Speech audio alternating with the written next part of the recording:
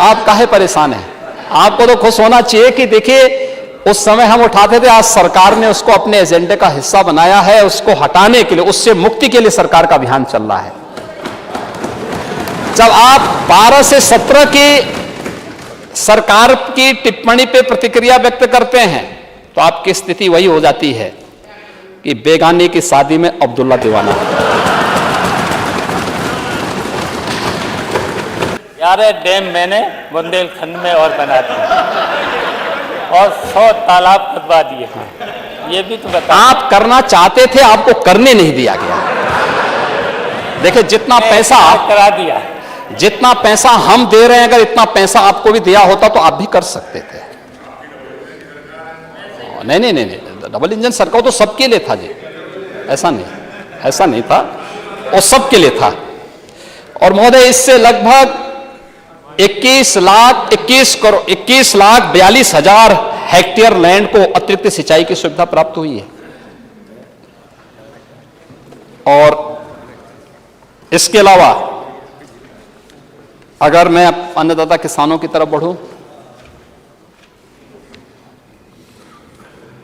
12 से 17 के बीच में 94 लाख मीट्रिक टन खरीद हुआ है।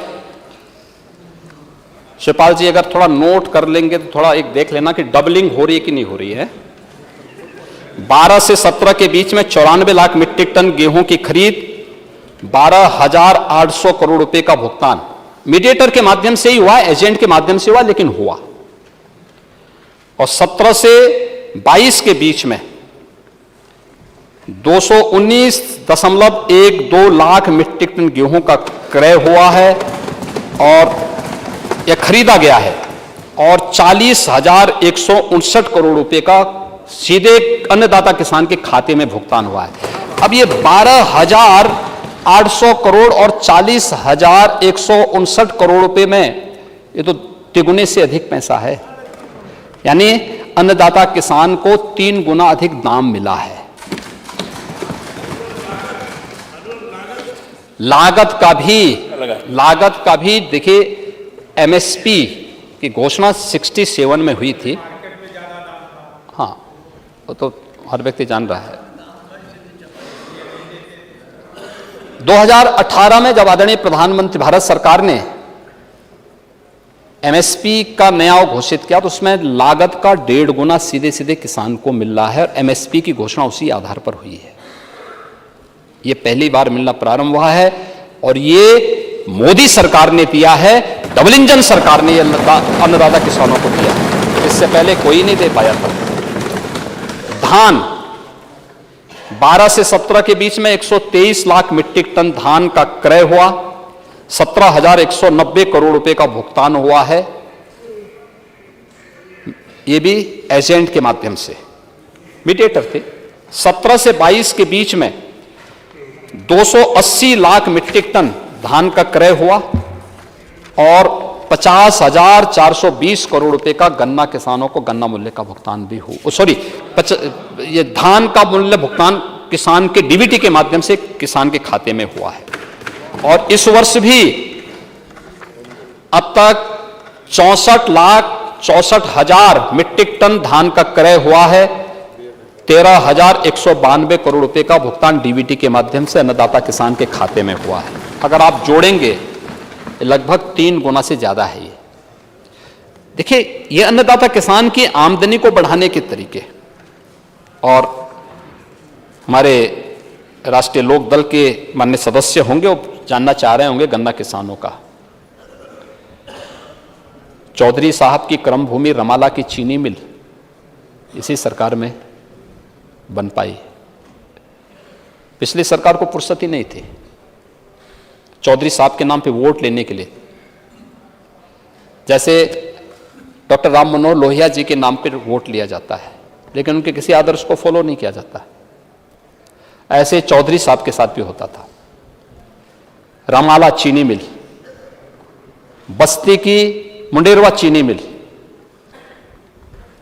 गोरखपुर की पिपराई चीनी मिल, ये सब डबल इंजन सरकार के द्वारा ही लगाई गई। और अब तक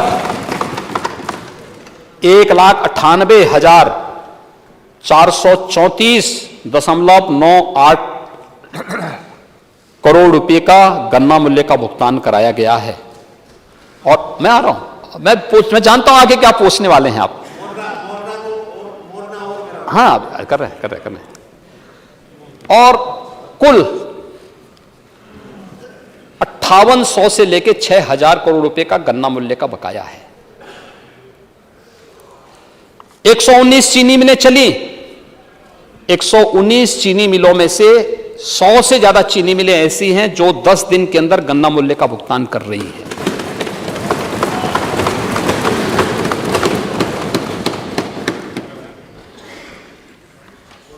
महोदय,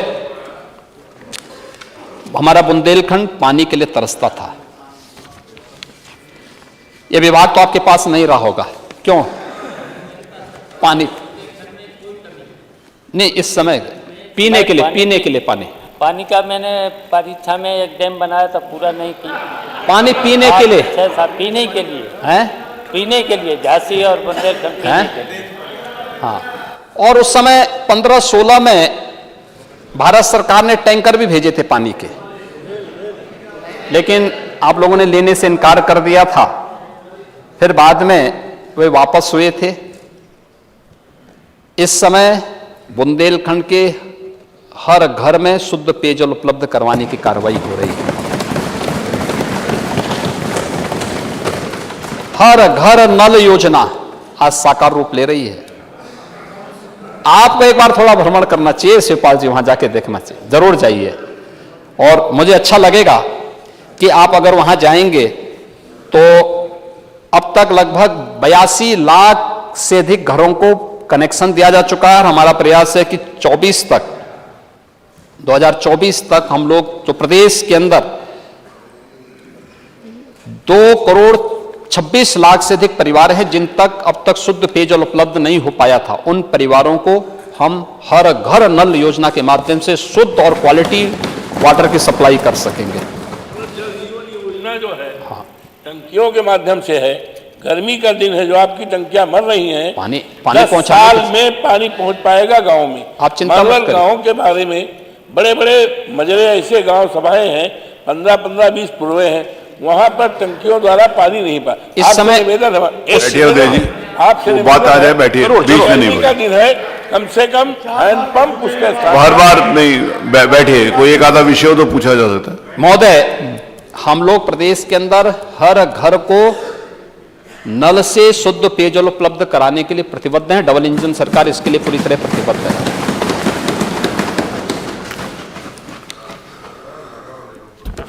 नमामि गंगे परियोजना में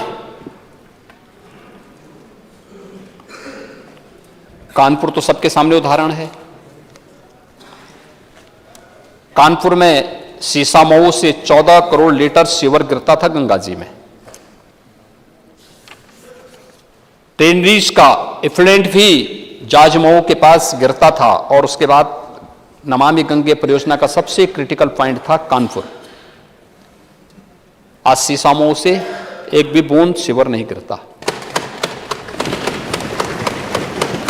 52 एसटीपी परियोजनाएं स्वीकृत हैं, 28 पूर्ण हो चुकी हैं, 17 पर कार्य चल रहा है, प्रगति पर है, और 7 परियोजनाओं पर बहुत शीघ्र कार्य प्रारंभ होने वाला है। हम लोगों ने 2019 में प्रयागराज कुंभ भी किया था। प्रयागराज कुंभ अपनी स्वच्छता, अपनी सुरक्षा और सुव्यवस्था के लिए विख्यात हुआ। दुनिया उमड़ पड़ी थी प्रयागराज में। हम लोगों ने लोक कल्याण संकल्प पत्र में 2023-24 में कृषि के निजी नलकूप में उपभोक्ताओं को विद्युत बिल में 50% की छूट दी, और इस बजट में फेज वाइज बढ़ाने के लिए 1500 करोड़ रुपए का प्रस्ताव दिया गया है कि हम उसको 100% तक पहुंचा सकें। वहां तक कार्रवाई हो रही है। पीएम कुसुम योजना, 30,000 सोलर पंपों की स्थापना की कार्रवाई, और सिंचाई की जो परियोजनाएं लंबित हैं जिन्हें हम लेने जा रहे हैं, शहजाद बांध स्प्रिंकलर सिंचाई परियोजना, मध्य गंगा परियोजना, कचनौदा बांध, लखेरी बांध, इन सब पर हमारा वर्तमान में कार्य चल रहा है और इनको भी हम आगे बढ़ाने का कार्य कर रहे हैं। उत्तर प्रदेश में खाद्य प्रसंस्करण नीति के लिए भी धनराशि की व्यवस्था की गई है और अपने अन्नदाता किसानों को दलहन तिलहन के मिनी किट उपलब्ध कराने के लिए भी, बीज आदि के मिनी किट उपलब्ध कराने की भी धनराशि की व्यवस्था इस बजट में की गई है। अन्नदाता किसान अत्याधुनिक तकनीक के साथ आगे बढ़ सकें। मुझे याद है 2015-16 में भारत सरकार ने 20 कृषि विज्ञान केंद्र उपलब्ध करवाने के लिए राज्य सरकार को कहा था। राज्य सरकार ने नहीं लिया। 17 में आने के बाद हमारे कृषि मंत्री जी ने प्रस्ताव अपना भेजा और हमें मिले। आज प्रदेश के अंदर हर जनपद में एक कृषि विज्ञान केंद्र है और कृषि विज्ञान केंद्र, कृषि विश्वविद्यालय आपस में एक बेहतर कोलैबोरेशन के माध्यम से कार्य कर रहे हैं। अन्नदाता किसानों की ट्रेनिंग, उनके लिए डेमोन्स्ट्रेशन, अच्छे बीज उपलब्ध कराने के भी एक मंच ये सब केंद्र बन रहे हैं और महात्मा बुद्ध के नाम पर कुशीनगर में एक कृषि विश्वविद्यालय भी सरकार देने जा रही है। इसी बजट में उसका प्रावधान भी किया गया है। कृषि विश्वविद्यालयों में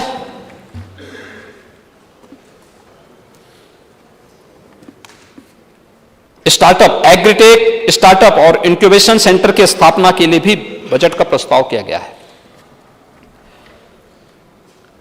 कृषि शिक्षा के लिए भी, उसके उन्नयन के लिए भी, टिश्यू कल्चर प्रयोगशाला के लिए, centre of excellence for Honey, इसके लिए भी व्यवस्था की गई है और राशिद गौ आश्रय स्थल के लिए भी मैंने पिछली बार विस्तार से इसके बारे में बताया है। दुग्धशाला विकास और दुग्ध उत्पाद प्रोत्साहन नीति 2022 के लिए भी इस बजट में प्रोत्साहन निधि की व्यवस्था की गई है। मुख्यमंत्री मत्स्य संपदा योजना, निषाद राज बोर्ड सब्सिडी योजना, इन सब के लिए भी व्यवस्था की गई है और जल जीवन मिशन, हर घर नल के लिए भी 22-23 के बजट में 19,500 करोड़, 23-24 के बजट में 21,000 करोड़ रुपए के बजट का प्रावधान किया गया है, जिससे हर घर तक शुद्ध पेयजल उपलब्ध कराने के कार्य को हम आगे बढ़ा सकें। महोदय, बाढ़ नियंत्रण के लिए हमारे माननीय सदस्य इस बात को जानते हैं कि 2017 के पहले बाढ़ की स्थिति प्रदेश के अंदर क्या थी।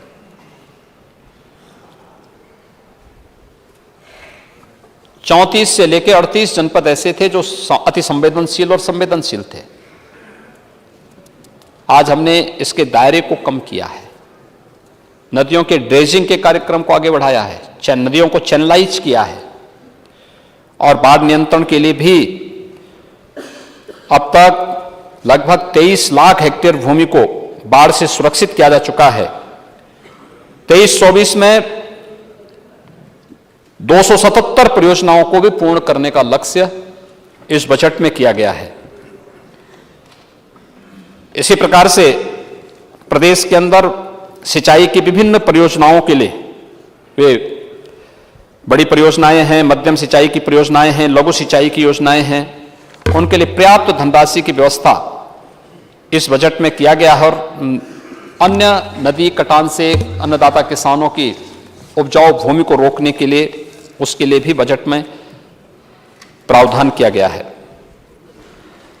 महोदय, शिक्षा सेक्टर में भी इस सरकार का पूरा फोकस है और इस पर सरकार ने बेसिक, माध्यमिक, उच्च, व्यावसायिक, तकनीकी, इन सभी शिक्षा, सभी पे फोकस करते हुए कुछ ना कुछ अच्छा किया है, अच्छा करने का प्रयास किया है। अगर इसमें देखेंगे पहले क्या होता था प्रदेश में, कहां हम प्रदेश को लेकर चले गए थे। महोदय, प्रदेश की एक छोटी सी झलक अगर आप इसके बारे में मैं बताऊं, प्रदेश के अंदर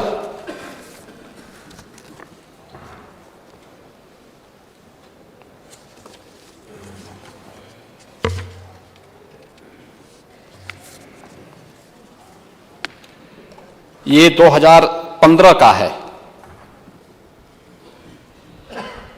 विकास के हर मोर्चे पर पिछड़ा यूपी। वर्ष 2013-14 में राज्य की जीडीपी 5.8% गिरकर 5 पर आ गई है। कृषि के साथ ही मैन्युफैक्चरिंग और सर्विस सेक्टर का की भी सुस्त रफ्तार, ये 2015 की है।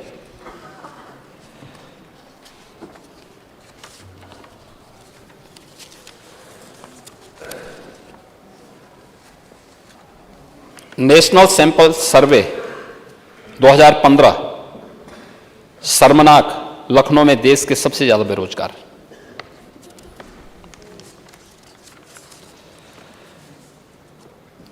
पांच मार्च 2015,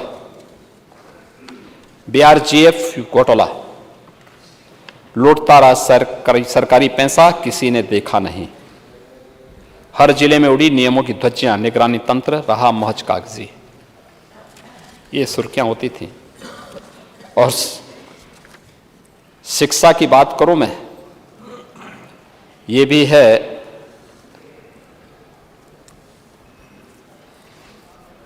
सूबे में 5वीं के 56% बच्चे हिंदी तक नहीं पढ़ पाते। ये 2015 का है। 26,369 स्कूल चल रहे हैं एक कमरे में। ये उत्तर प्रदेश का है, 20 अगस्त 2015। 91.2% बच्चे, तीसरी कक्षा के बच्चे अंग्रेजी का एक वाक्य भी नहीं पढ़ पाते। 75% बच्चे, 5वीं कक्षा के बच्चे भाग के सवाल हल नहीं कर पाते। 69% 5वीं कक्षा के बच्चे घटाना भी नहीं जानते।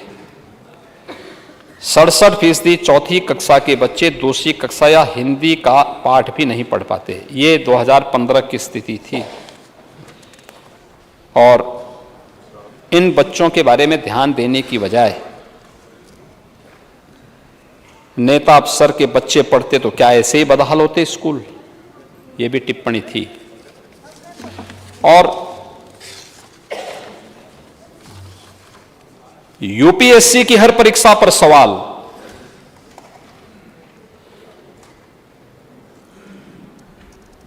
रिजल्ट के लिए 2-2 साल का इंतजार करते हैं अभ्यर्थी।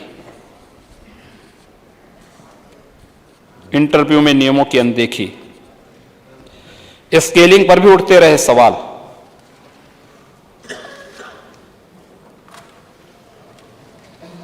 यानी ये प्रदेश की स्थिति थी।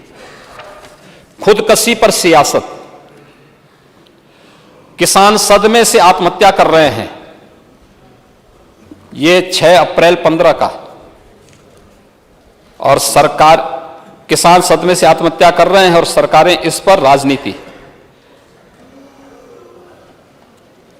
आत्महत्या या हार्ट अटैक से 100 से ज्यादा मौतें।